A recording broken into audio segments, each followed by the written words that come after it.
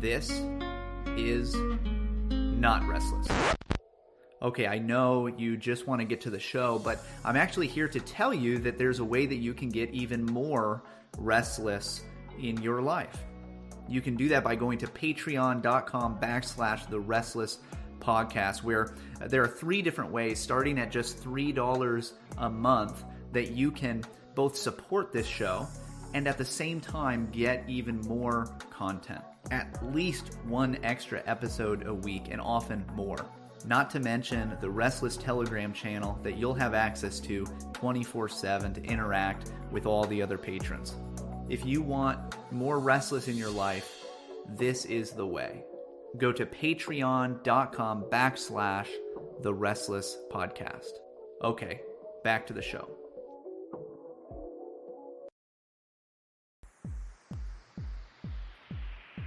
Pastor Michael, it's that time again. It's time for a Good Faith Restless live stream. How are you doing tonight? I'm doing well. We were just chatting a little bit about how I have no idea how this one's going to go. I have no prep. I've not seen any clips. I've not heard people talk about it. Where the other ones, I felt like I had a little bit of background, nothing going into this one. And so I think it will be fun to have this conversation with you, have this conversation with everyone else who will join us over the next hour and a half or so. And it may be horrible. I'll just say I am not super hopeful on the TGC guns debate that we are going to be viewing tonight. And so I'll just say, yeah, I don't know how it's going to go, but tonight we will be watching TGC's debate, which they title Gun Control and the Right to Bear Arms. So we will find out who are the people in this debate. Hopefully we'll have some friends join us here on the live stream. We will be giving away 1 7-day trial to the Patreon to someone who's not a patron joining us on the live stream tonight. Hopefully we get some people. I am the host of the Restless Podcast, which is a postmortem on the Young, Restless, and Reformed. And every other Monday this summer is a postmortem on TGC's Good Faith Debates. Pastor Michael, tonight, if your conscience allows, the pills will pay the bills, and we will have a good time. Before we get going, Pastor Michael will be at the Presbyterian Church in America's General Assembly, and if you send him a message, he'd love to see you. Yeah, so if you're going to be around in Memphis, Tennessee, we'll try to set up some kind of meetup for, coffee or breakfast or dinner or drinks afterward or something like that. So I know a few people have already reached out, and anybody else, if you watch this, if you listen to this, and you're going to be there this coming week, it would be great to see you and connect a little bit. It was fun last year to see quite a few folks who were listening, and so it'd be fun to do that again and maybe do a little bit more of a structured event. Yeah, well, it's going to be fun. I guarantee that. If for some reason you happen to be in Madison, Wisconsin this weekend, I'll be filling a pulpit there. So you can send me a message if we have a random listener in that area. I will certainly be eating that Saturday night at a supper club. So you can ask me if you're allowed to join me for that wonderful event I will be engaging in. And so we're really pumped for tonight. I don't know if I'm pumped. I really, as I told Pastor Michael before this started, I am very, very not hopeful for this particular TGC Good Faith debate. Pastor Michael, we're back in season 1 of the Good Faith debates. So the aesthetic is okay. So it'll be a little bit more somber. It's going to be it's going to be darker. No longer between two ferns. That's right. It's interesting to jump back and forward. It is interesting. Like we've been doing. It's kind of fun. All right. So let's just get it going. We only have an hour and a half. This thing's 52 minutes long, everybody. 52 minutes. And somewhere we have a patron who just screamed in agony when they heard that number. But this is what we're here to do. Here we go. Oh yeah. Mike Neck.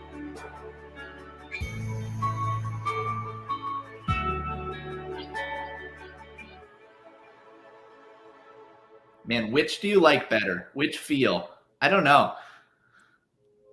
All right. So everyone, the question of the debate is, how should Christians think about gun control and the right to bear arms?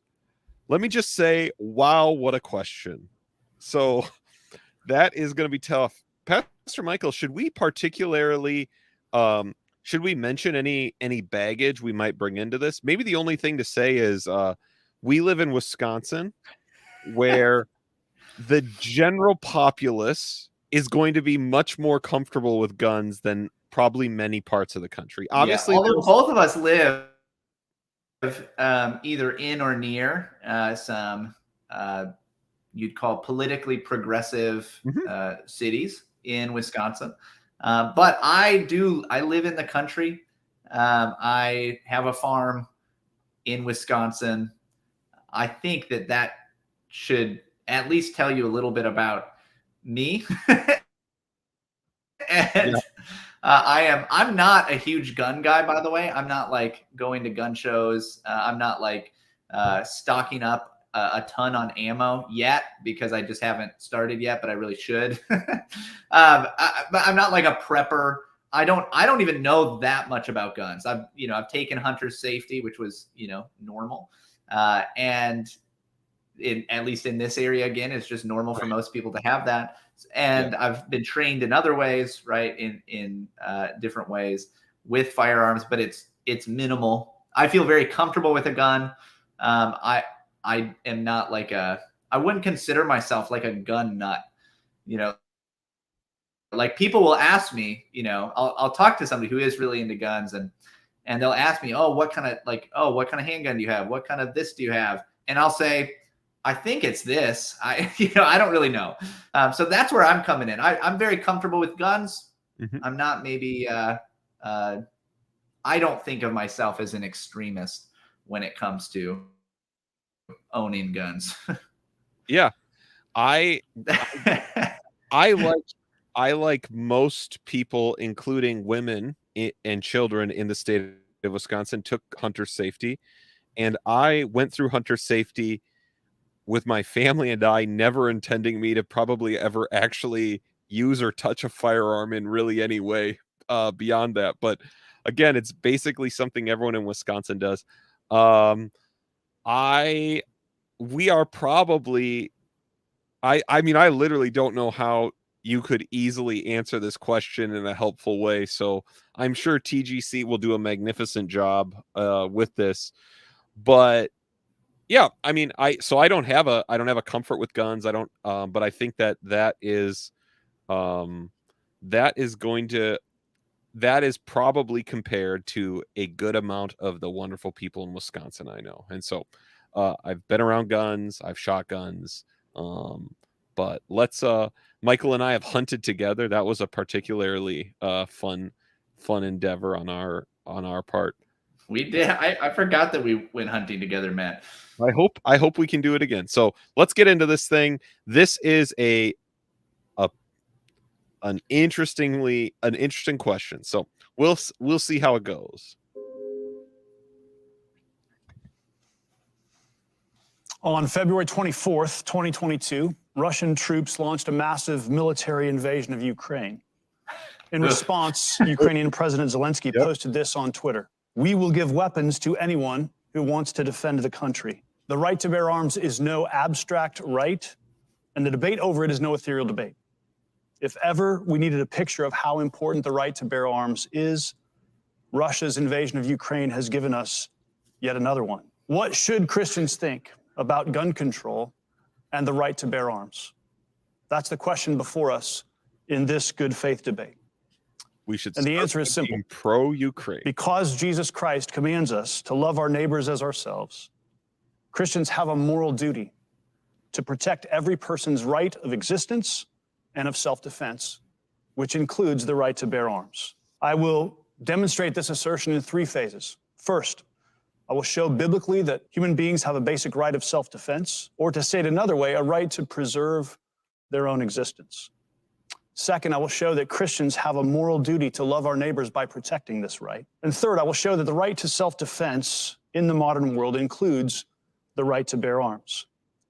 And thus, to defeat my argument, an opponent would have to show either that human beings do not have a basic right to preserve their existence, that Christians do not have a moral duty to love our neighbors by protecting that right, or that that right does not include the right to bear arms. To state my case another way, you might say this: the right to bear arms derives from the right of self-defense, which exists by virtue of creation. Organisms that exist have the right to preserve their own existence.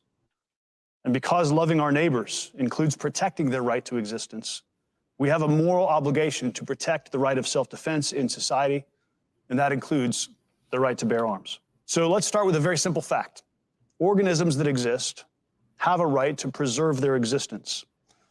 The preservation of life is a basic commitment of biblical ethics. And as organisms have a right to exist, so too they have a fundamental right to self-defense. The most important biblical text on this matter is Exodus 22, verse 2, which reads, "If a thief is found breaking in and is beaten to death, no blood guilt is incurred." The pressing question is, why would an Israelite not be guilty before the Lord for killing a man during a robbery? Quite simply, because it's a clear case of self-defense.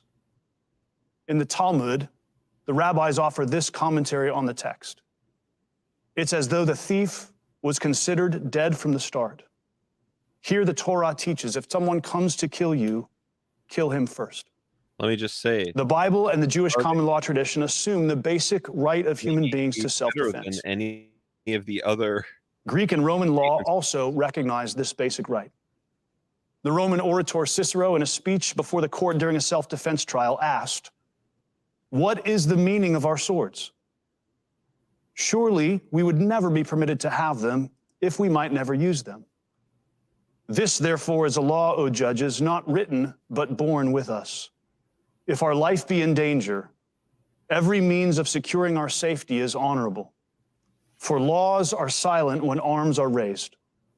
The law very wisely and silently gives a man a right to defend himself." The great Thomas Aquinas also understood the right of self-defense to be a given.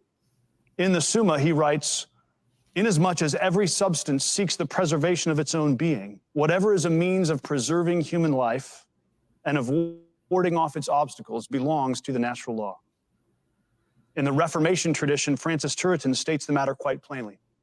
To repel by force and to defend oneself belongs to natural and perpetual right, even unto the slaying of the aggressor. So biblically, logically, and theologically, human beings have a basic right to exist and therefore a basic right to self-defense. Furthermore, Christians have a moral duty to love our neighbors by protecting and preserving this right for them. This is most clearly seen in the way the Protestant catechisms understand the sixth commandment, "You shall not murder." The Westminster Larger Catechism asks, what are the duties required in the sixth commandment? And it answers this way. The duties required in the sixth commandment are all careful studies and lawful endeavors to preserve the life of ourselves and others, including just defense against violence. The Catechism goes on to state the sins forbidden in the sixth commandment are all taking away the life of ourselves or of others, except in case of public justice, lawful war, or necessary defense. Your church plant. According to the Catechism, the law of God enjoins upon Christians a moral duty to defend our neighbors against unjust violence and to preserve their lives by all means possible. This was Calvin's understanding of the commandments as well. He writes, "Each man ought to concern himself with the safety of all. We are accordingly commanded, if we find anything of use to us in saving our neighbors' lives, faithfully to employ it. If there's anything that makes for their peace, to see to it. If anything harmful, to ward it off." God's law commands us to love our neighbors by protecting their existence and defending them against unjust harm. So thus far I've established that biblically, logically, and theologically, human beings have a basic right to existence and to self-defense, and that Christians have a moral duty to love our neighbors by protecting that right. It remains then to show that the right of self-defense includes the right to bear arms. If it is granted that human beings have a right to defend themselves and a duty to defend others, the only matter to be settled is, what are we to defend against? And the answer is, against violence to their person. On the playground, it may be the violence of a bully's fists. In Cicero's day, it may have been the violence of a Roman sword. And in our day, it includes the violence of modern weapons. We live in a world where guns exist. We may wish that wasn't the case, but it is. And in a world where guns exist, the threat of gun violence will also exist. If a bully attacks me with his fists, I can fight back and call for help. If a stranger picks my pocket, I can cancel my credit cards and replace my lost goods. But if an attacker threatens me with a firearm, my life itself is in immediate and grave danger. And therefore, the right and responsibility to defend life in the modern world includes the right to bear arms, for the simple fact that one of the gravest threats to life in the modern world is the threat of gun violence. And this threat exists not only for individuals, but for churches and schools, as we've seen repeatedly in recent decades. Advocates of strict gun control laws would deny to human beings a defense proportional to the threat against them. They work to craft a world in which we face the threat of gun violence, but lack a proportional means of defense for ourselves and for others. And that violates both the right to self-defense that is ours by creation and the duty of neighbor love that is ours by redemption. Because Jesus Christ commands us to love our neighbors as ourselves, Christians have a moral duty to protect every person's right of existence and of self-defense, which includes the right to bear arms.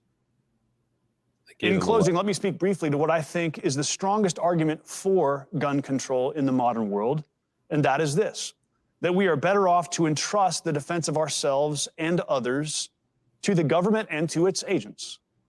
And that works well until the government and its agents become the threat. And history has no shortage of such cases. It's the reason the right to bear arms was enshrined in the English Bill of Rights of 1689 and in the Second Amendment to the Constitution of the United States. During the debates around the ratification of the Constitution, the anti-federalists frequently warned that a powerful federal government could simply disarm the people and impose military rule. And so Joseph Story, an early Supreme Court justice, argued that the security of a free state included security against the tyranny of an overreaching government. Because governments, and not merely individuals, are prone to violence and injustice, the most biblical approach to guns and gun ownership is to enshrine the right to bear arms broadly across a society. Yes, that does mean that guns will be accessible to criminals, but it's also the only way to ensure that every individual maintains the right to defend themselves and others against violence, whether that violence comes from an individual or from a government. The scriptures promise us that one day the lion will lie down with the lamb, that one day swords will be beaten into plowshares and spears into pruning hooks, that one day nation shall not lift up sword against nation, neither shall they learn war anymore. But until that day, the scriptures assure us that wicked men will continue to eat the bread of wickedness and to drink the wine of violence. Therefore, Christians should worship our Savior for laying down his life and becoming a sacrifice for us. But we may not sacrifice the lives of those around us by our refusal to defend and protect them. In this fallen world, Christians have a moral duty to protect every person's right of existence and of self-defense. And that necessitates the right to bear arms.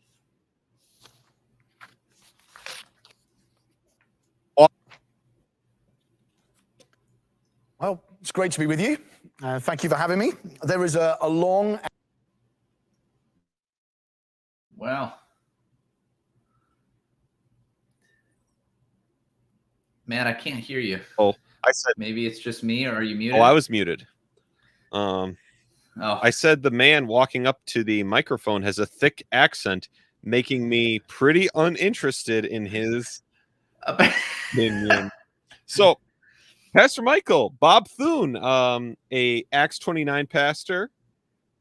He's I was gonna ask what is he? Who is he? What's his Omaha. background? He's in Omaha, and so he's kind of Good for him. close to us. So they found a Midwestern guy to come defend the right to bear arms. I did learn from someone in the chat, Pastor Michael, you have competition.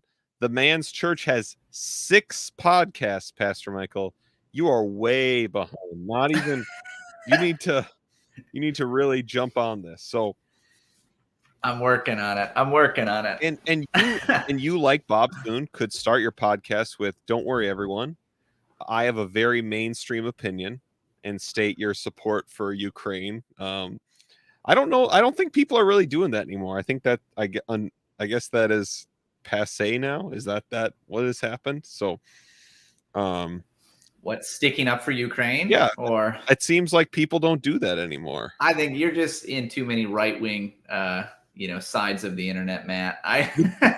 The truth is, I actually just have not. I have totally unplugged from the news, so I have no idea. Maybe people are. Obviously, that is not what we are talking about here. But Pastor Michael, this is pretty good. He did a great job. I was impressed. I felt like he did a generally good job. I think part of his answer just betrays the fact that maybe this isn't exactly the kind of thing for the Gospel Coalition. Tell us more. Meaning that, I mean, he's making a case from just basic natural law principles and working that out into the way it would play out in a particular, constitutional framework, and why that is good. And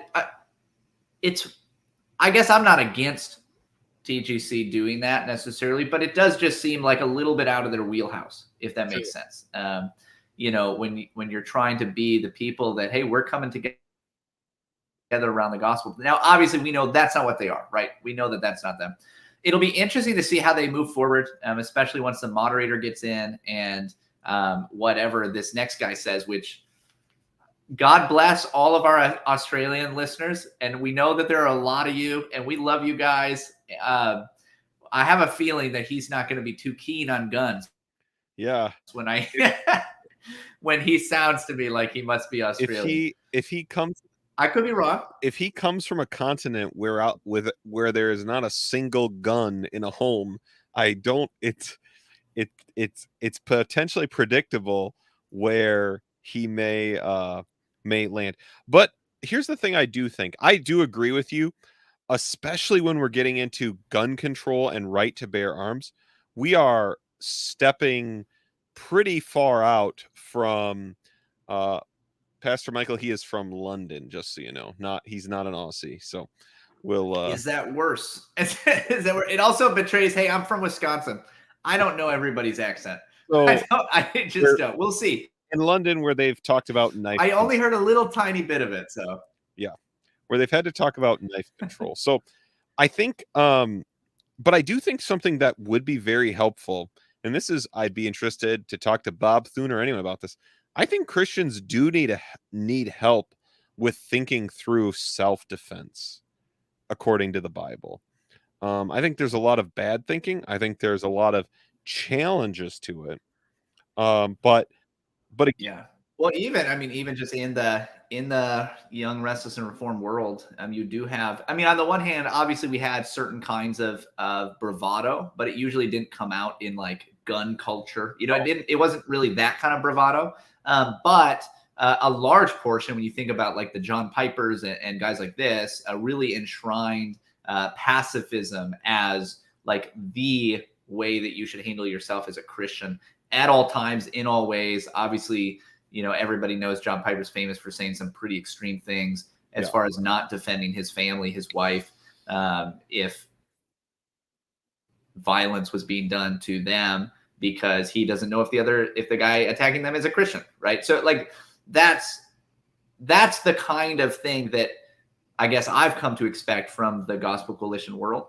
And so I was really pleasantly surprised to hear from him. And I think you're right. I think you're making a good point. And so so I think we've planned eventually to review those statements by John Piper, and so this is a good reminder to do so. Let us know in a message or in the chat if you would be interested in us doing this, right? So he basically walks through an argument that humans, because of the value of human life, have the right to self-defense, and I would say even responsibility of self-defense, and to defend others as they're able, and therefore we should use every tool at our disposal to do so, right?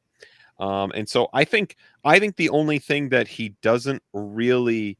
um, doesn't really handle, he says, so we shouldn't want strict gun laws. And maybe people have a general idea of what that would mean. But the only reason I have this number on my mind is because I was listening to Kevin DeYoung's audiobook on the 10 Commandments. And he was mentioning how in I was just reading that today, Matt. Yeah, he was mentioning how in human societies we multiply laws, right? And so this idea that God's law is not very restrictive. And he just mentioned off the top of his head that there are, in the United States, at the writing of the book, there were 20,000 federal laws about guns. And so this is, in my mind, the actual difficulty of doing this debate in any way that's good. Who amongst us is informed at all? And what would constitute strict gun laws? Do we have them already? Is it, there are the idea that, I mean, right, I guess one version of strict would be they're completely banned, right? They're banned, from every person. That we have an Australia-like law. But the challenge of, and so I don't think he really answers that, because when we think about these tools for self-defense and hunting and other things, I do think that there are difficulties that are faced in different places. And I do think in gun culture, it's very easy to look back at the time of like the founding, when everyone walked through stores and into church with a rifle over their shoulder, and think that there must be something wrong with us that we can't do that anymore. And maybe, but also those guns could fire one bullet and sometimes couldn't go through clothes, and every other person had a gun with them, right? And so there are questions of society and custom that I do think, if you really want to dive into this, and I'm not saying you should, that you do have to answer in some form. Yeah, so it's really complicated, in other words, right? It is complicated. I feel like he did a pretty good job in maybe showing that by working through, I mean, obviously he doesn't have a lot of time, but he covered a lot of ground as far as, kind of the tracing some of the history of the debate of self-defense and just war theory and those sorts of things in the Christian realm. Mentioning just a wide variety of men throughout the Christian tradition on this, and gave a shout out to the Westminster Larger Catechism and things like that. So I mean, he covered a lot of ground. He did touch on a couple of scriptures, and so he was trying to tie it into all that. But even just in the fact that he did that, and then comes to this particular way that this has played out in America in the modern day, where we have guns. I think it shows us that this is so complicated, because the modern expression of what defense would now look like or could look like, on top of the difference in, like you're saying, cultures, the difference in potential government structures.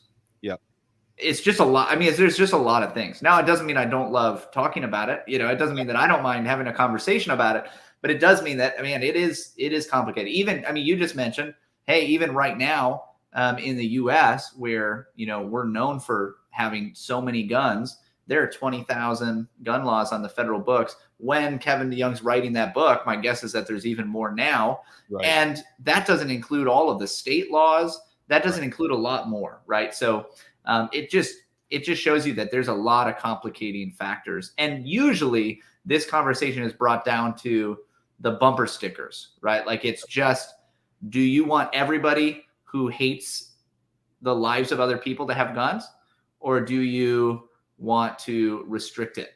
Right. And what does that, and you're never given actually what does that mean to actually restrict it? One of the commenters, a patron, pointed out that the final step of the argument that I agree he made was that if you have the right to defend yourself, you have the right to the means to defend yourself, which I do agree with. I do think, as I think about this, I actually think the actual problem and the reason people feel like Christians often come across as pro-gun is the arguments against gun ownership end up violating a biblical principle. I'm willing to grant there's a ton of complication, but when we come back to the fundamental principles of defending others, defending life, these kinds of things, which are biblical, and those means change over history. What I find is when someone presents the reason we shouldn't, it usually ends up being some very bad biblical argumentation or violating something the scripture clearly teaches. And so if we could get those out of the way, I would be willing to talk about like how we can defend others. And I have an example from We've talked about this. I don't remember when this was, but I think even on the podcast we talked once about, when I think about gun ownership, gun laws, I mean, where I live, I mean, I am not abnormal, and I have a decent sized family and more guns than people in my family, right? Like, I mean, we have quite a few guns. If I lived in New York City, and since we have some patrons who are either in or familiar with New York, we were having a conversation this week about on the patron chat that you can be part of if you sign up for the Patreon. But we were talking about, there's, somebody sent, I think Clara sent, tiny apartment that was renting for like $2,400 a month. And it was like 100 square feet. I mean, it was just like, it was tiny. And when I think about that kind of living, right, like you're in a building with how many thousands and thousands of these tiny apartments. And then like when you have that many people in such a small area, would I change my mind about how comfortable I am that everybody around me has guns available to them? I don't know. I don't know that I would, but I maybe would. I'm willing to consider that in some locales, it may be for the good of everyone else, be reasonable to have certain kinds of restrictions. But like you're saying, I've never heard that talked about in a reasonable way. I've never heard that discussed in a way that makes me think, oh yeah, you're not just trying to impose some kind of totalitarianism on us. Yeah, this is the issue with devolving this to bumper stickers of we want people to effectively defend themselves and have the means to do so. But the truth is, the answer, it's again, we act like it's an on-off switch of every man, woman, and child in this country conceals carry or doesn't, right? Like those are not where we're going. My parents, they've been trying a little bit of the snowbird thing, and they were going to a pretty large church in Florida, and the church had a meeting with their members after one of the services, and they had the meeting because of this. They said, we know a lot of our members concealed carry, and they weren't telling them not to. They weren't trying to tell them if they could or couldn't, but they were saying our church has a safety plan if something unfortunate were to happen. And so we are asking, so they gave instructions. If you aren't one of the people involved, we want you to get down and try and get out, right? Because obviously the church needs to address that, because if someone runs in with a gun and 100 people start shooting, that's a bad, like, that is a really bad situation. Oh man, yeah. And some of those people will have no, like, shooting a handgun, just in case any of our listeners don't know this, is actually a very difficult thing to do well and accurately. We have been, for those of us who aren't familiar and didn't grow up doing this, we have been destroyed by action movies. I was thinking about this scene in a James Bond movie where he gets tossed a gun and is firing the trigger with his pinky. It's like shooting men at like 100 yards, like, and we've been destroyed in thinking like that is what it is. That is the experience of firing a handgun or any gun, and that is not. And so like that. What I'm saying is those are the kinds of conversations we need to have that are legitimate, right? Like a very legitimate, practical conversation. Yes. So, all right, about how to do this. If this debater calls for a legitimate, practical conversation, we will call this the greatest TGC debate ever. And if he does so with a UK accent, on our next live stream, I will drink a beverage of Christian freedom originating from the United Kingdom, probably a Guinness, to be fair. And distinguished tradition of British people crossing the Atlantic and telling the Americans that they should lay down their guns. And we're having this conversation just a few hundred yards away from the Capitol building and the presidential mansion. Get out of here, you red coat. Down 2 centuries ago. So it's probably worth clarifying that my paper today, this presentation, is not motivated by a desire to get any of you to surrender your empire, become loyal subjects of Her Majesty, and give us back our tea. Although I would not be untoward that kind of thing, but if anything, it's actually motivated by a more serious desire, which overlaps, I think, very closely with Bob's, which is a desire to save American lives, particularly those who are most vulnerable in society, rather than to take them. Now, you all know the statistics, I expect. If you don't, a paragraph, if you'll bear with me. America is a striking outlier amongst rich countries when it comes to gun deaths, and indeed homicide rates in general are significantly higher here than elsewhere in the rich world. Over 100 people are shot and killed every day in this country. 25 times as many people are murdered with firearms than in other rich countries proportionately, and 28 times as many women are murdered with firearms in this country. Guns appear to substantially increase the total number of homicides. Last year, there were as many murders in Philadelphia as there were in England, although England has 30 times the population that Philadelphia does. And those deaths are disproportionately clustered amongst poor communities. African Americans, Black Americans are 10 times more likely to be shot dead than white Americans. 1 million American women have been shot at by a domestic partner. Firearms are the leading cause of death for American children, and so on. Now, I doubt there's anybody here who isn't, so I hope there's nobody here who isn't seriously troubled by those statistics and doesn't see them as a significant problem. The question, of course, is not, is that bad? The question is whether anything can or should be done about that, and if so, what it is. Australia faced that question in 1996. After 35 people were killed in a mass shooting in Tasmania, the government took robust action, banning all semi-automatic and automatic weapons. They imposed longer and stricter waiting periods and more rigorous licensing and storage restrictions, and they required a genuine reason to own a gun, which included hunting and target shooting, but did not include self-defense. Since then, the government has bought back 1 million semi-automatic weapons, halving the total number of gun-owning households in the country. The number of gun homicides has dramatically reduced in that time, and the overall homicide rate has halved. Now, I mentioned the Australian example because I'm a sort of squishy British guy who probably doesn't have the moral authority to speak on these things to this audience. The Australian example also because Australia seems to me to share a lot of cultural traits with the USA, which European countries like mine do not. Australia, like America, has a low population density, dangerous animals, a legacy of hunting, a wild west, a popular culture of rugged masculinity. So a lot of cultural things which it has in common with the States, which might not be true in Britain.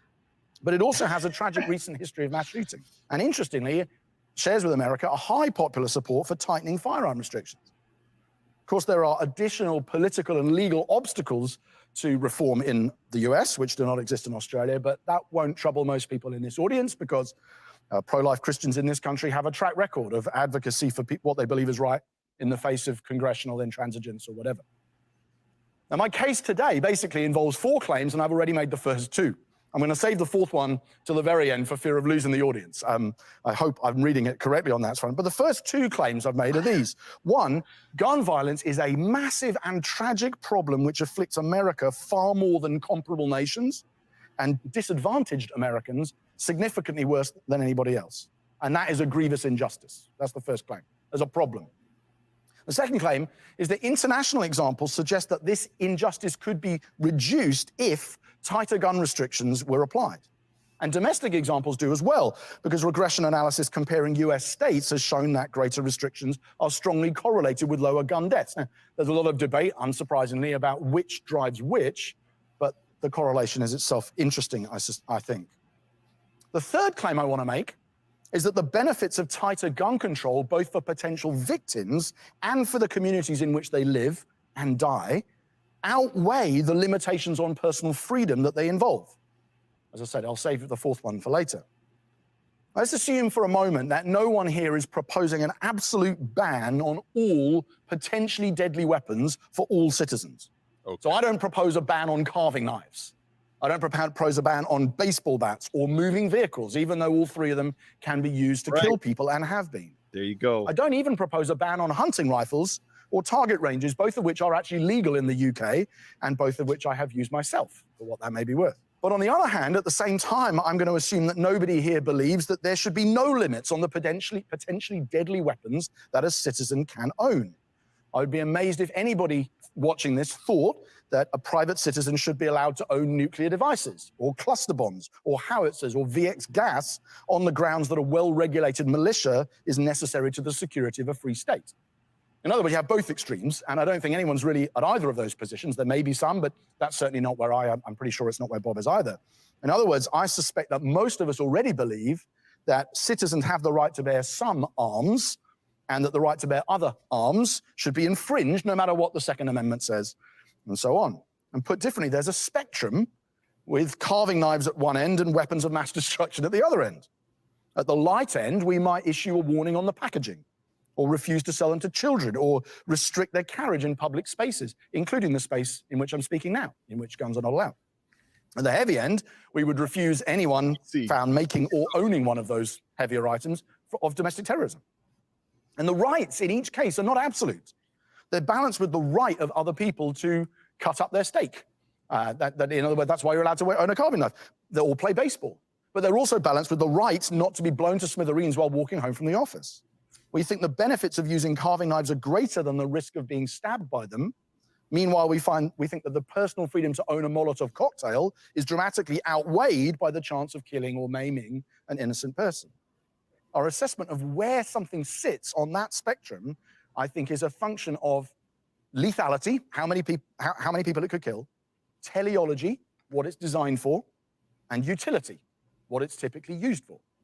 I think that would be a way of grading the spectrum. Maybe we could talk about that in a moment. So let me ask this. On that spectrum, where would we place assault weapons? Machine guns, AR-15s, the sorts of weapons that Australia banned 25 years ago successfully. And I put it to you that when it comes to lethality, teleology, and utility, how likely it is to kill, what it's designed for, what it's used for, all of those weapons, the weapons that are assault weapons, AR-15s or whatever, are very much at the heavier end of the spectrum. They are designed to injure and kill people. They're used to injure and kill people with appalling frequency. And in that sense, they're more like a Molotov cocktail than a baseball bat or a carving knife. So if implementing, say, Australian-style restrictions, which are not as tight as British ones, but if implementing the Australian-style restrictions would halve the number of innocent people being killed by them, or even close to it, then that benefit should take precedence over the personal freedom to own them. And nothing I've said so far is uniquely Christian, you will have noticed. This is a common good argument that could be used in the public square, regardless of whether the audience is evangelical or even Christian, because many who make the laws are not. But my fourth claim is more radical. The fourth claim is that Christians should oppose the use of deadly weapons on principle because we're committed to the way of Jesus, the way of the cross, the practice of nonviolence. Followers of Jesus should oppose the use of AR-15s or machine guns in self-defense for the same reason that we should oppose landmines, drone strikes, capital punishment, abortion, you name it. Christians should never kill people. That's a tricky case to make in 60 seconds, but here goes. Jesus never used violence against people, whether to defend himself or to defend the innocent. He teaches his followers to live the same way, not resisting evil and turning the other cheek, Matthew 5, Luke 6. Every time a disciple tries or threatens to use violence in the Gospels, even in defense of the innocent, Christ rebukes them, Luke 9, Luke 22, John 19. The apostles regularly present Jesus' suffering as an example for believers to follow, Romans 12, Philippians 2, 1 Peter 2. Disciples are commended for joyfully accepting the plunder of their property, Hebrews 10. Our struggle is not with worldly enemies or worldly weapons, Ephesians 6.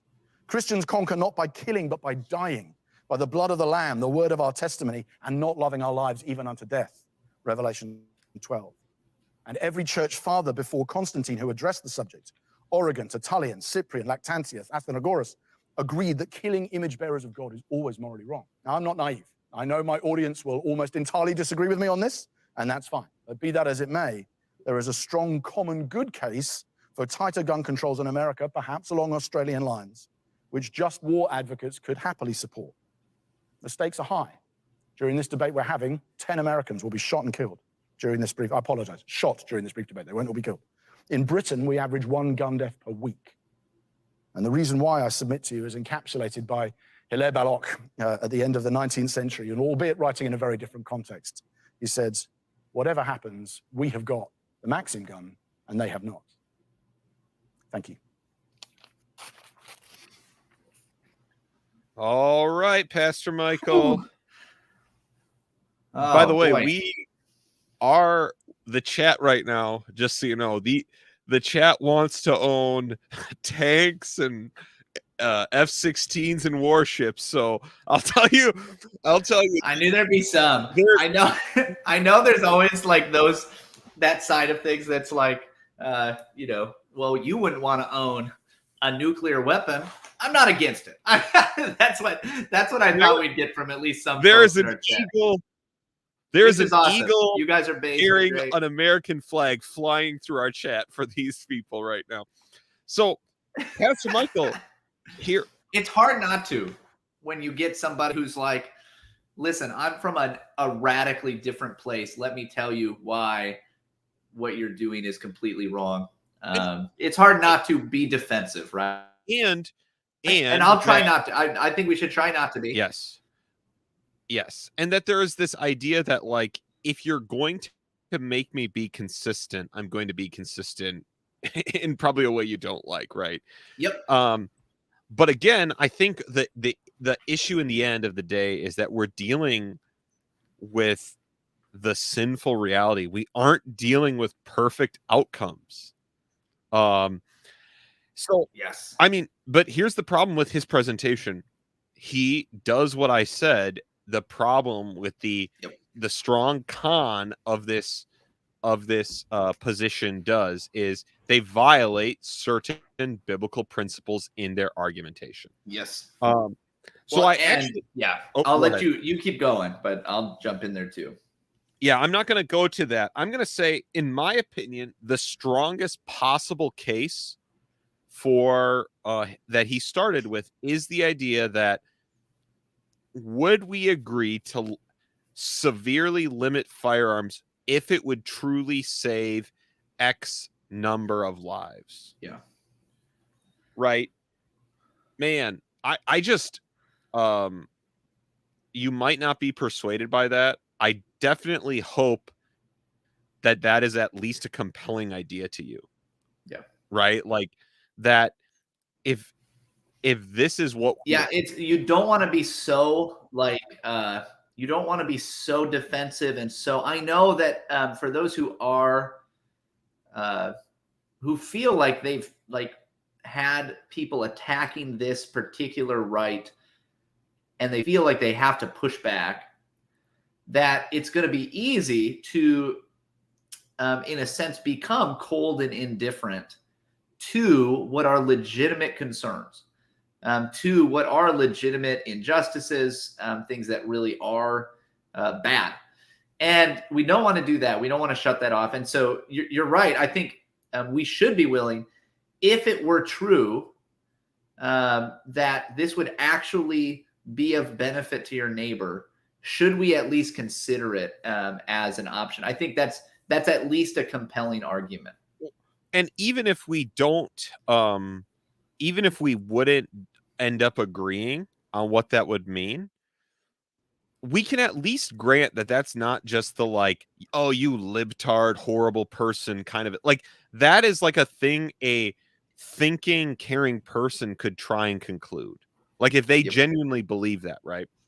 Yes. Now, of course, the problem becomes in all of in all the way this gets worked out in what he's saying. So you had something you were going to jump on. I'm going to jump on the potential problem even with the data. Oh, the data's a mess. I mean, we can go down that road. I have so many different ways that I would want to take this, I guess. I think, by the way, I think one of the arguments that is a little bit more compelling is that idea of, hey, there's a spectrum where we all agree that there are some limits already on what we should do, what is reasonable, what individuals should have the right to. And I do actually think so. What I would say more so is what is compelling at all about this kind of argumentation. And when you get it, like when he mentions actual data or says AR-15s and machine guns right together, making it sound like he maybe thinks they're the same thing, it all falls apart to me. Like I all of a sudden do not believe that you're actually a legitimate, thoughtful person on this topic. And so I don't really feel like I need to listen to you at all. In other words, you are just spewing, I should say, these talking points that you've heard, but you don't actually know and have a grasp of what's going on. But one of the things that some of the things he said does point out is that, and I think we're seeing this more and more in our country, is that freedoms are for the responsible. Right? Freedoms are for a moral and religious people. This is something that all of our founding fathers believed. This is something that everybody would have agreed to. Freedom is not something that is suited to everyone. And in an increasingly depraved and degenerate culture, freedoms are going to be not just abused, but like freedom is not actually good for that kind of a person. And so I think that's something that we should keep in mind, that freedom is good, right? I mean, it is good. It is a good thing in and of itself, but it's not a good for those who are not good. It's not a good for those who are not like a people that is degenerate, a people that is completely captive to their vices, is not a people that can wear freedom well or use it well, and it's going to end up in a lot of problems. But the heart of that is not the problem. There is not the freedom. The problem is the people that have that freedom. And so, I mean, I tend to think that will mean that our people, being more and more degenerate, will probably lose more and more freedoms, because it just is what is going to happen with that kind of a people. But anyway, I'll let you jump in now, and then I can maybe share a bit more of. Let me go to that. Let me talk about this. Then let's go to the data. Also, if you are not a patron and you are in the chat right now, please just send a message in right now, because we're going to pick one of you and we'll give you a 7-day free trial to the Patreon. So I do agree with you. I think that's actually a very interesting way to go about this, that freedom and anarchy aren't the same thing. And one is a beautiful, amazing thing, and the other is a judgment from God that we should all fear. Right. And I think sometimes when we talk about in the colonial times, like you could own a cannon, like you could own a warship, like you could own these major, like all these tools. If you were wealthy enough, you could own these things. Right. And so, but that is very different than just saying like, yeah, I want like everyone to be able to basically park whatever they can and figure like one of those, the culture, the people is a internally regulated people, and one is not. Right. Yep. Like a post-apocalyptic hellscape, you can own whatever you want. That's not a good place to live. And no one should be want a society that would look more like that. Right? And so again, this is why this is such a, obviously he said the one thing I agreed with. He said, nothing I'm saying is particularly Christian. I agree totally. Yep. The other thing is, man, here's the deal. You can talk to me about crime. You can talk to me about the problem with guns. At the end of the day, the internal regulation of the Holy Spirit is our only hope. Yeah. This is the job of the church. And guess what? If you want to be a person owning firearms and you believe you can help your community by carrying a firearm, I agree that might be true. You need a lot of self-control. Yes. You need a lot of the Holy Spirit. And that's what I'm getting at, is even as I think about the nature of these things, is that, like, I mean, here's an example. I disciplined one of my sons recently because he acted out in anger and hit his brother. Now, I mean, my kids wrestle. They're really rough with each other. They're tough kids. I'm not against them, hitting each other a little bit. But this was a distinct, he sinned and acting out of anger, hitting his brother very hard, I think with a toy or something. So he had to be disciplined. And we were talking about it. And, we talked about the nature of self-control. I wasn't just lecturing my young child, but we did just have a little conversation. I just asked him things like, about why he did it and what it was like. And I told him, like, one of the reasons we need to do this and you need to learn self-control is because what happens if instead of that toy, you had a hammer in your hand and you hit your brother with that on the head? You could have really hurt him. What happens if, and I said, like, what happens if you had a gun? Right? You would kill him, right? Because and so if you don't have that self-control, you're going to be in trouble. And so we prayed together and he was disciplined, and he was disciplined very quickly first. And then we prayed after, by the way. I didn't let it make him sit through a lecture and then discipline it. But I'm saying that to say, this is where a lot of this breaks down, is you're coming at it from a purely humanistic lens. Hey, look at these ways that we could just solve these problems by taking away this weapon. It's not going to solve the problem because there are still people with the weapons. This is where we could get into some of the data. I'm not going to give you links to all this. I'm sure that you can find it, but I can tell you that Philadelphia has a lot stricter gun laws than where I'm from. Right. And yet he's talking about how, oh man, like, look at how bad it is here. Well, how come the stricter gun laws aren't helping there? Whereas if you look where I live, there's not near as much gun crime. Every major city in this country with incredibly strict gun laws has more gun crime, yes, than virtually everywhere else with looser gun laws. Yes, okay. And that's where it all falls apart. Like, when you hear that, when you know that, and he says that, you see that either he is ignorant or he's misusing data. This is why Mark Twain said there's three kind of lies: lies, damn lies, and statistics. Because do you know how hard it is to do actual statistical analysis on these things? Like to actually think through why Philadelphia has more gun crime than Stockholm or whatever. Yep. Also, even the idea that we can just compare America to the UK to Australia. America has minimum 10 times the people of these countries. Yes, so many more people, way more diverse place, yes. Way more different cultures within its bounds. There's so many differences that, like, to just compare them, like, look, other wealthy countries are like this. Right. Well, what does that even mean? How many places in the US, if you took them on their own, would be considered wealthy countries in that, in that comparison? I don't know. There's just so many ways that you could twist that. Right. That it's not even a helpful. It's not a helpful. There are statistics that are helpful. That is not. Yes. I also think when he talks about, he's like, I'm not against, and even Republican politicians talk this way. I'm not against all gun laws. People should own guns to be able to hunt or target shoot. And he said, but in Australia, it is not a legitimate reason to own a gun for self-defense. That's where I mean, I just think we need to abandon that. We need to stop saying we don't want total gun control for hunting and target shooting.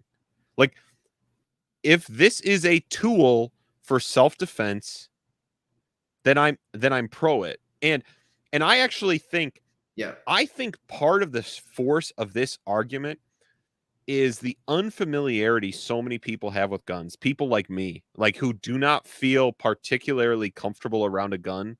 Like, I don't know if anyone in our chat or probably people listening, they feel like if they're around a gun, it's going to go off. Like that it's just going to, something's going to go wrong, right? When that's what I think about when I think about carrying a gun. Now, obviously, I don't feel that way about just having a gun in my home or shooting one, right? But that's how I feel, right? And do you know what? I don't know why, this is what I mean when there are cultural things at play, because we don't feel that way about a car. Every single person in this country, most people on a daily basis use a deadly piece of machinery without much thought. And that doesn't mean you should do so without care. That doesn't make. And there are, by the way, there are way less deaths by vehicle in the UK. Right. I don't actually know that, but I'm like 99% sure that that's going to be the case. Right. So that statistic doesn't matter in that case, right? That doesn't actually teach us anything about vehicles and whether or not they're safe, whether less people should drive.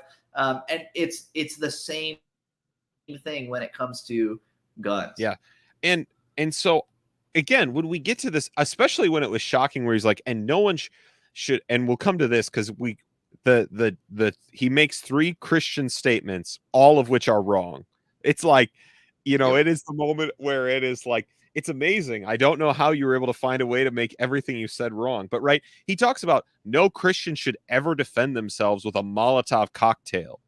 Do you understand why Molotov cocktails are used? Because you make them with things in your home. Yeah. like let's ban Molotov cocktails. I mean, and this is where we get to the weird thing. Like the people who want Molotov cocktails have them, will have them, and still have, like, this is not a difference, Right. And well, there too, like, so there's a kind of legalistic assumption behind all of this, and it's what we talked about before. There's the assumption that the law itself will produce the kinds of people that won't do these things anymore. But that's simply not the case. That's simply not the case. That's not to say that law doesn't have some effect. Law does.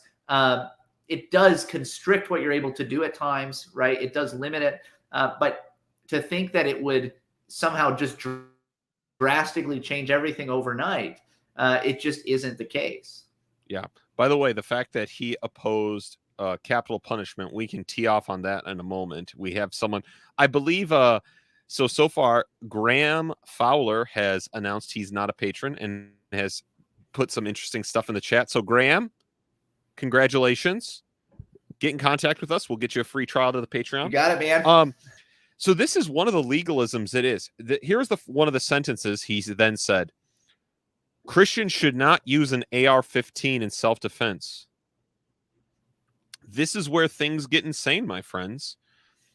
Why? Right. Even the idea Christians should not use a Molotov cocktail in self-defense. Why? Yeah. Like, well, and also, what's the limiting principle? Why not? So I know that this guy, being from the UK, being the kind of guy that he made himself clear to be in his statements, like, he doesn't have any idea what an AR-15 is. And I'm saying that as somebody who has very little knowledge, right? I'm not a gun guy. I own some guns, but I'm not an expert on these things. But to think that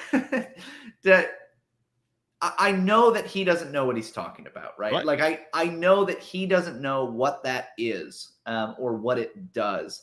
And so then what is the limiting principle? Why did he choose AR-15?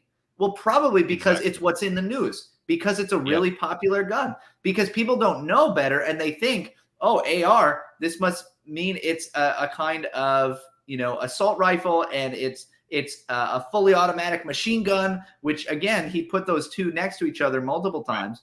And there's this assumption because you don't know. You just don't know what it is, what it does, how it's used, how it's the most popular gun in the country.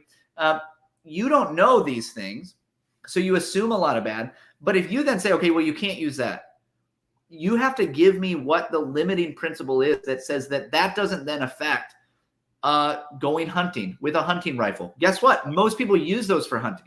Right. So where is that limiting principle? Where are you stopping? Hey, maybe in the UK, when you go hunting, it's for very specific kinds of animals, right? Like maybe you're hunting deer, right? Maybe you can use just a single shot rifle. What about somebody that's hunting a wild boar in Texas? Right. Does that change things for you? I don't know, because you didn't give me any principle on which to base what kinds of tools, which is what a gun is, right? What kinds of tools are not okay because of the damage they can cause, and which are. Yeah, right. The closest he got, by the way, was he said lethality, utility, and teleology, that these were principles that we can use to limit things. Yep. But it's simply not like that itself is not clear, right? That doesn't have actually clear guidelines. What let me actually give a limiting principle that I actually believe Christians should use when considering how to defend themselves. You should defend yourself with proportional force, right? You don't get to get punched and blow someone away, right? You don't get to be threatened you can defend yourself with lethal force if lethal force is being threatened and used against you or someone innocent, right? Hey, even, by the way, the first guy used the example from Exodus 22, right? If a thief breaks in at night, you can shoot him. You're not guilty of manslaughter, which brings up the point that there are multiple times that God himself has allowed for self-defense, right? For killing somebody in self-defense, and said it's okay. And let's go further into that case law in Exodus 22, because it's very interesting. It says if a thief breaks in during the day, you can't kill him. At night. You can kill him at night. Yes, right.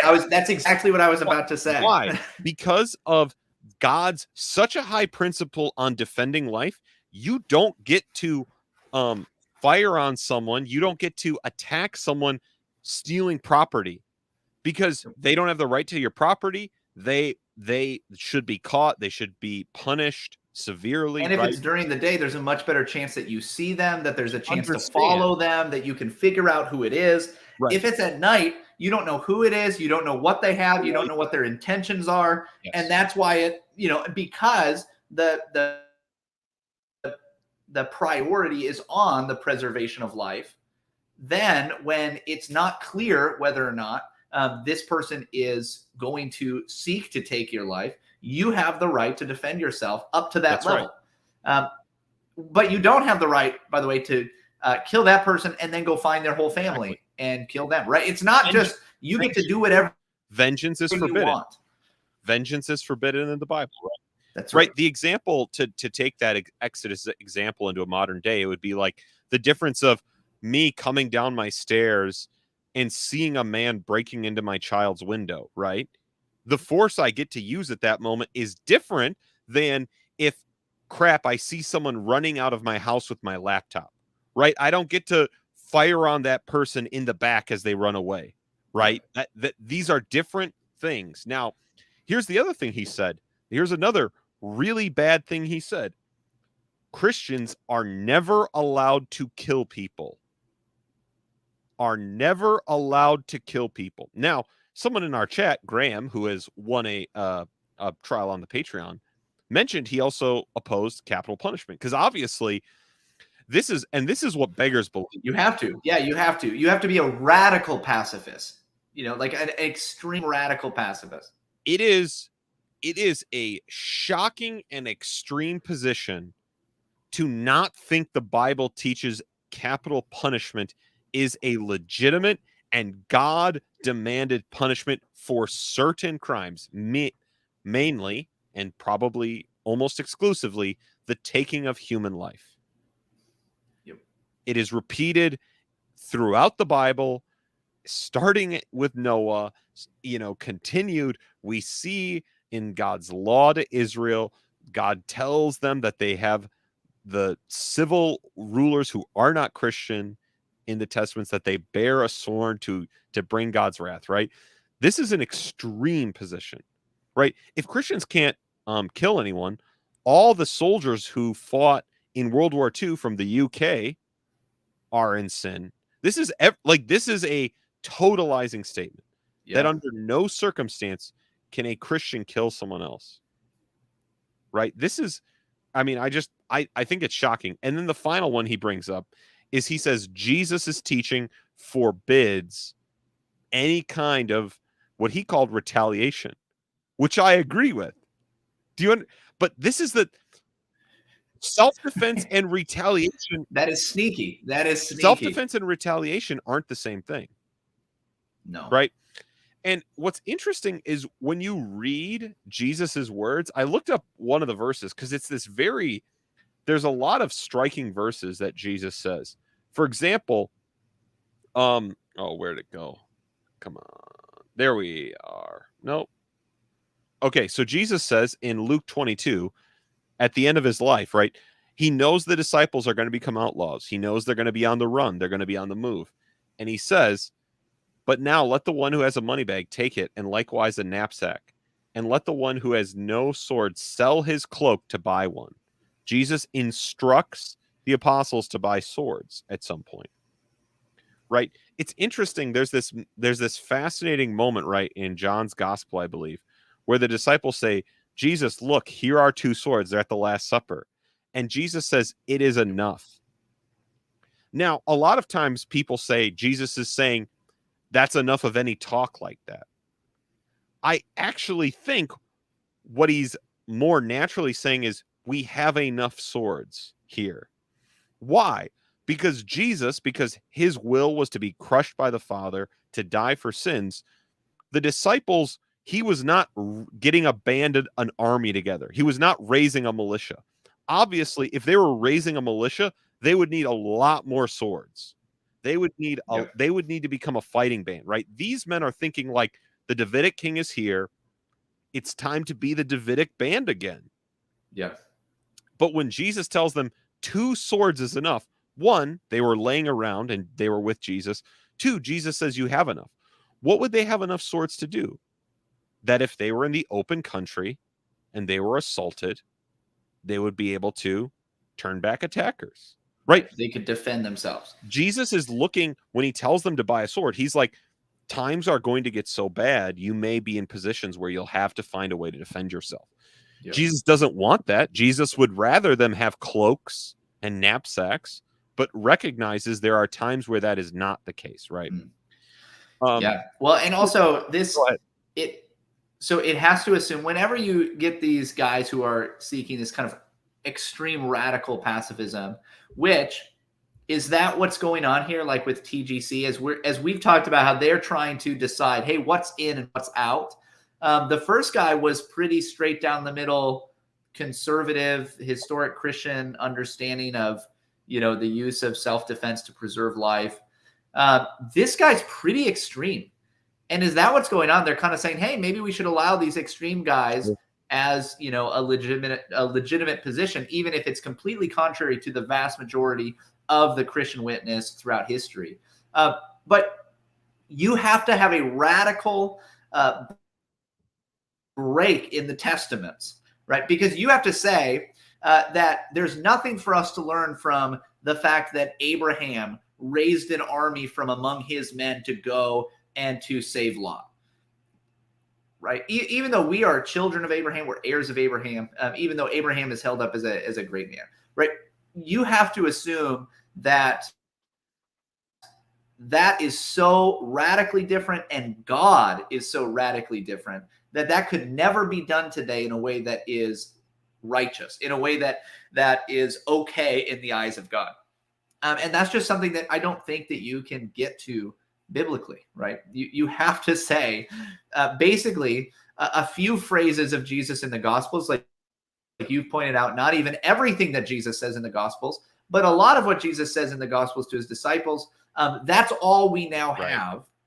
we have to forget the rest of the scripture. He also said, by the way, that Jesus never used violence, which is true in his earthly ministry before he was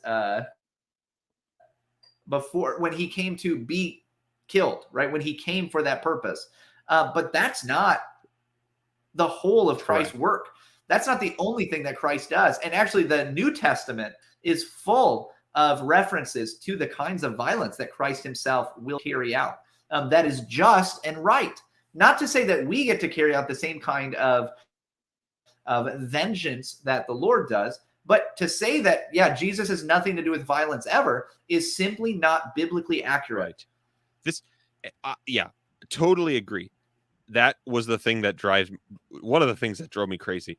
When Jesus returns, he will make the blood run through the streets as high as a horse's bit. Jesus has no problem with defending the innocent, righting wrong through justice and violence, because that is what sin demands. Literally, when God instituted capital punishment in the Noahic covenant, he's saying, this is what sin demands. Yeah. I demand this.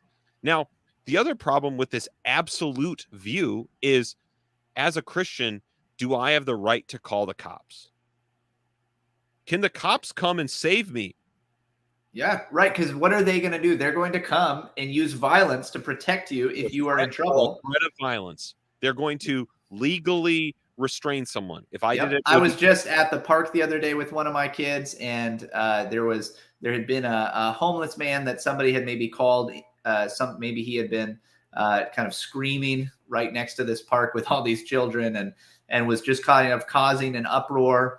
And some police, and I didn't see any of this. I was not a part of this. I came later, evidently. But a couple of police officers showed up. They came to me and they said, "Hey, has this guy over here been screaming a bunch?" And I was like, I haven't seen that. I haven't been a part of that. But there were a bunch of kids at the park, and they came up, and the police officers gave them stickers and talked to them for a bit. And they, one of the kids said at one point, "Well, why do you have a gun? Why do you have a gun?"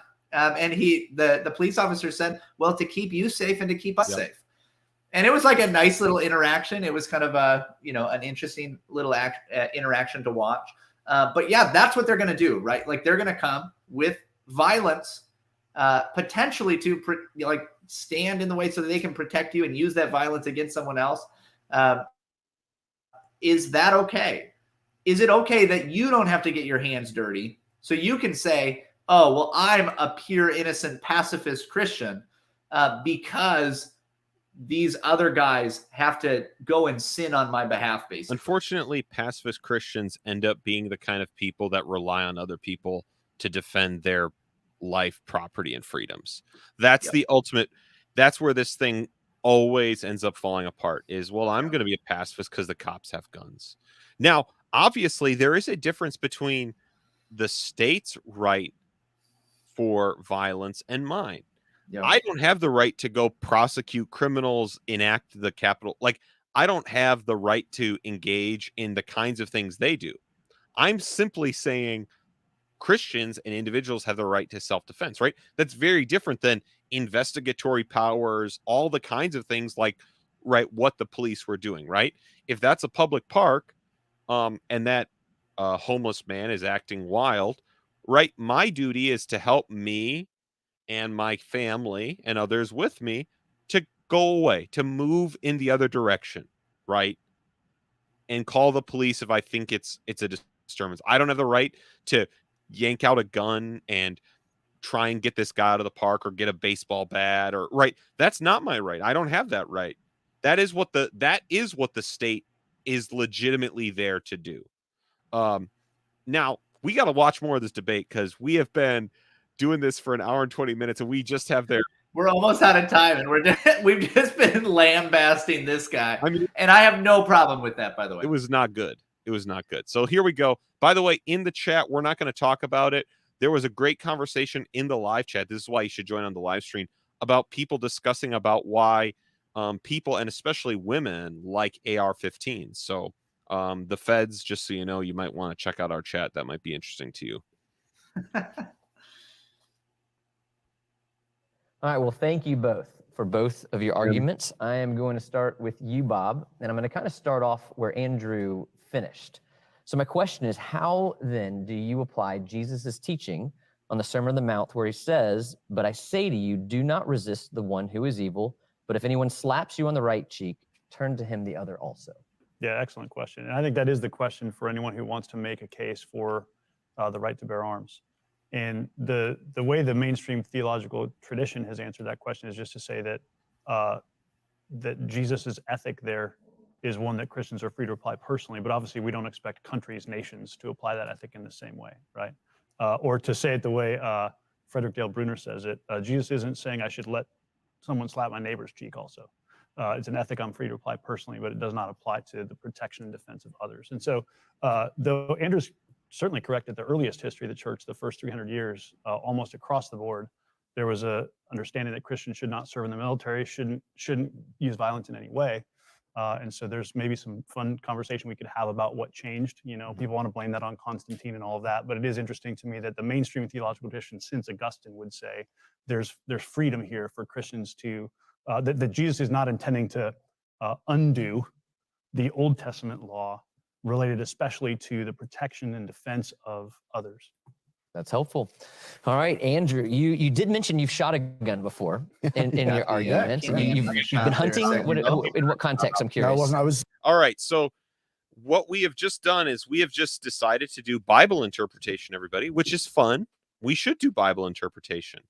Pastor Michael, can I give what I would call the mainstream Reformed and I think historic Christian approach to this Sermon on the Mount that may be helpful to our listeners? Yep. That is actually I think that would be we're really talking helpful. about. And then if we have time, we can move on. So Jesus in the Sermon on the Mount, after he gives the Beatitudes, after he talks about, so Jesus wants to make it very clear, I am not here to abolish the law. Now, you probably know a lot of people who interpret the Sermon on the Mount this way. What is Jesus doing? He's abolishing the law. Abolishing the law. Instituting the law of love or something better, right? He's doing something abolishy, at least, Yes. right? Right. And so it's at least abolishy. It's in the realm. We're abolishing parts we don't like, right? And so again, there's things called New Covenant theology. Obviously, dispensational theology says this, that like Jesus takes to task the 10 Commandments and institutes something better, right?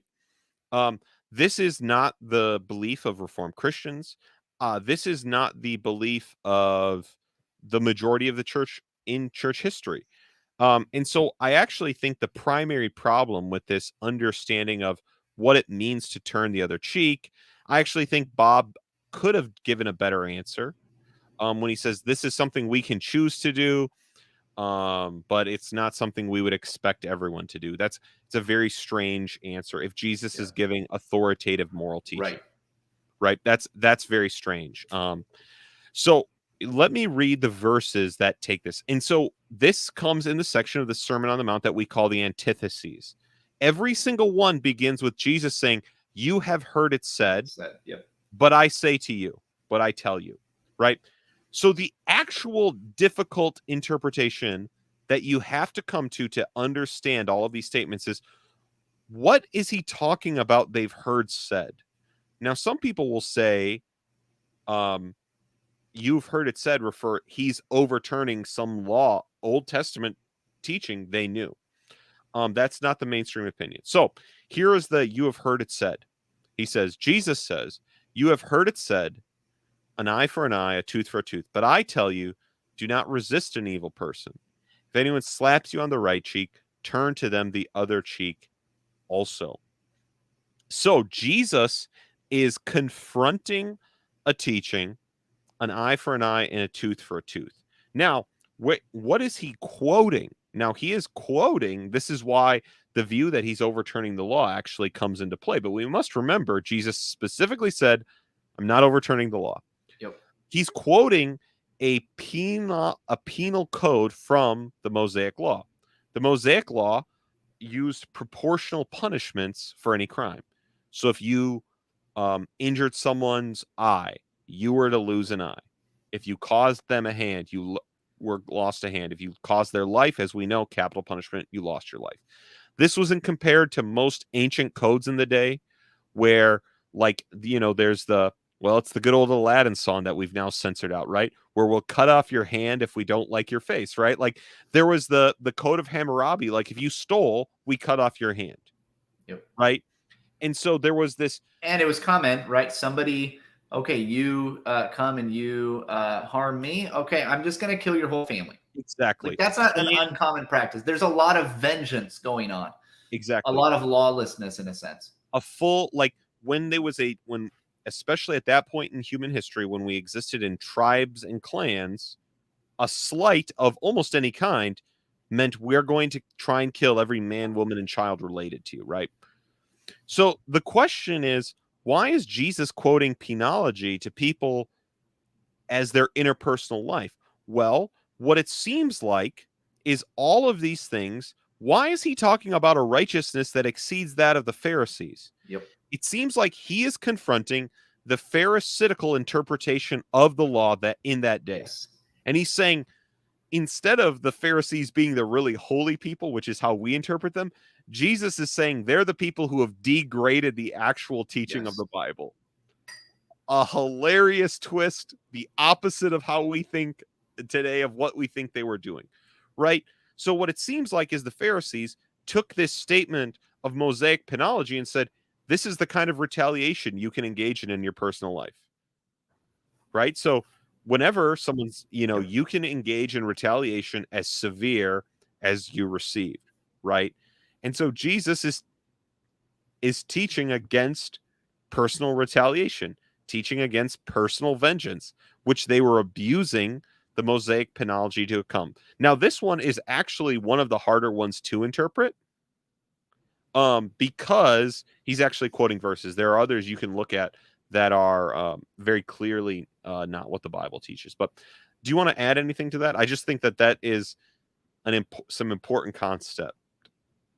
Yeah, no, I think that's really good. We recently looked at Matthew 7 and the idea of Christ not coming to abolish the law, but to fill it, that your righteousness has to exceed that of the scribes and the Pharisees, that Christ didn't come as an anarchist.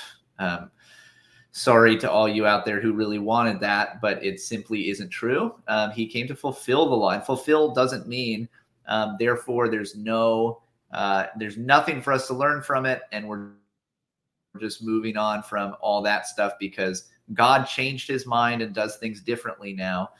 Things are done different, but because those shadows have come to their completion, not because they were not good, not because God shouldn't have done that, which sounds blasphemous even to say mockingly like I just did, but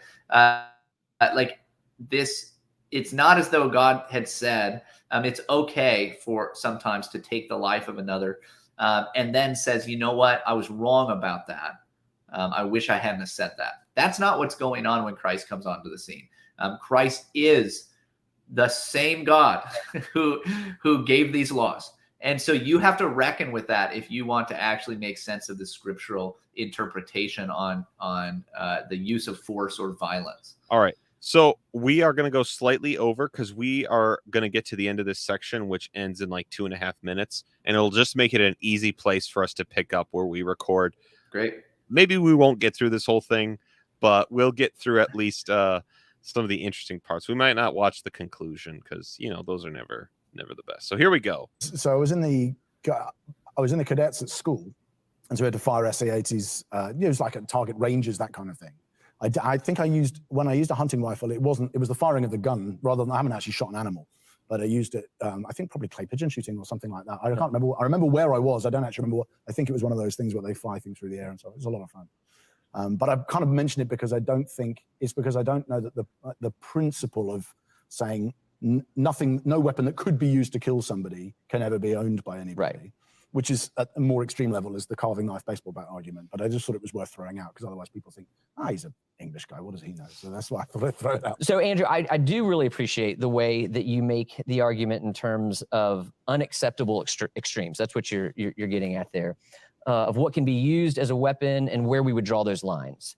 So let's go to your fourth point, which you call your most radical, but it had the most Bible, so I think that's a good place to start.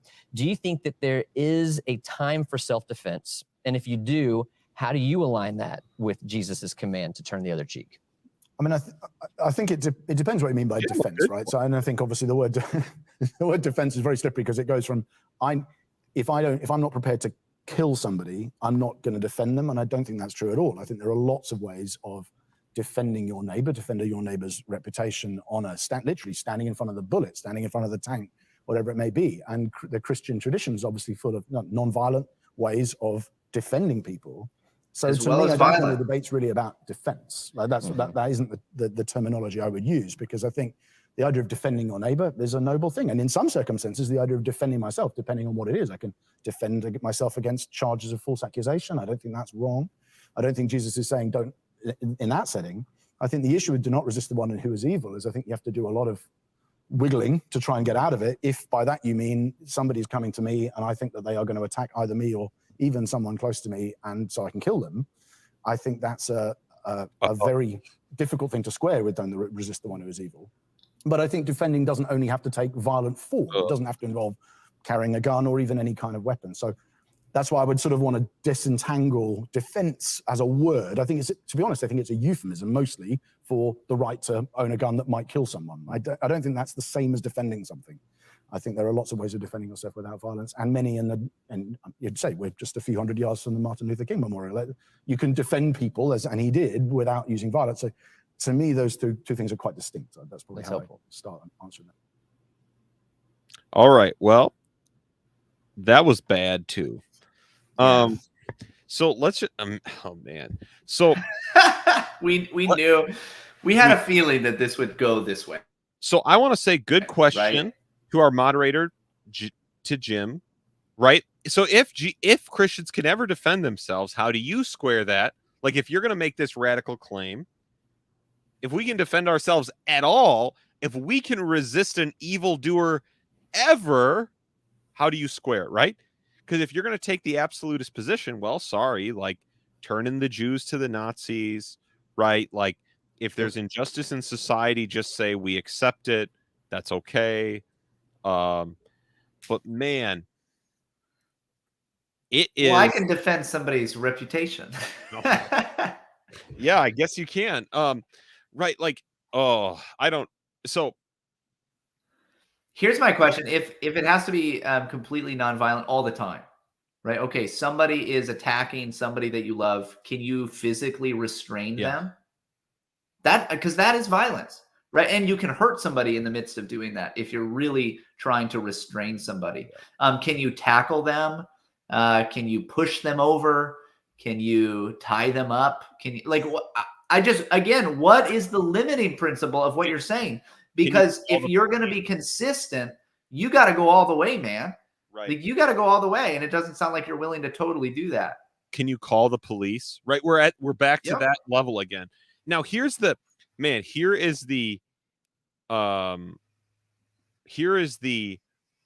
real rub. So when he says the right to self-defense is just a euphemism for the right to own a gun and do these things. Okay, so I mean, like, okay, but what he then says is like, because what we're talking about is you think someone's going to attack you and your family, and so you have the right to shoot and kill them. You've framed the debate in an insane way. Right. Well, this is what people want. I want the right to shoot someone if I think they might attack me. Right. If I have a hunch, I'm just going to start going in guns blazing. And do you know what would happen, by the way, here in the United States, no matter how loose your gun laws are, if you did that, you will be in jail for murder or manslaughter. You will be on trial. You will probably not win either. Right. There is a law against that. And this is where the actual question comes, because actual defense, I agree there are nonviolent means. I agree we should match proportional force. I agree we should flee. We should avoid violence. We should have, like, I'll just say, having spent time with people very into the use of firearms defending themselves, there are few people you will ever hear talk about more seriously the desire to avoid ever killing someone than these people, right? Like the amount of seriousness with which the majority, now obviously you can find YouTube videos of morons, right? I was just quoted by the other Paul saying, "I want the right to shoot someone." So that's our Aussie friend, the other Paul, joining the chat quick. But here's the issue. At some point, here is what ends up applying. Defending yourself takes a lot of different skills and a lot of different forms. And here's the thing. At some point, we have to say something comes into application. If a man fails to provide for his household, he is worse than a non-believer. There is a point where you fail out of cowardice, inaction, negligence, foolishness of a way of defending your family that does biblically make you disqualify you from leadership of your household. Yeah.